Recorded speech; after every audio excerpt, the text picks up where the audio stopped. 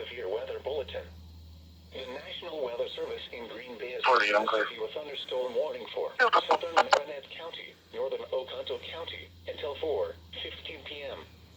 At 3:12 p.m., a severe thunderstorm was located near McCaslin Mountain Natural Area, or 27 miles southeast of Crandon, moving east at 35 miles an hour.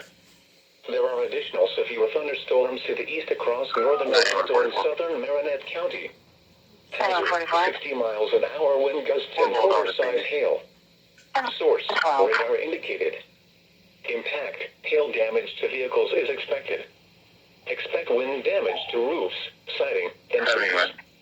Locations It's going to be at McDonald's on Racine Street. It's in the agency to check for a suicidal subject that might be walking there. So we'll go to the officer first. Townsend, Beaver, and Middle Inlet. Prepare immediately for large hail and damaging winds. People outside should move immediately to shelter inside a strong building. Stay away from windows. Repeating, a severe thunderstorm warning has been issued until 4:15 p.m. for the following counties in Wisconsin, Marinette, and Oconto.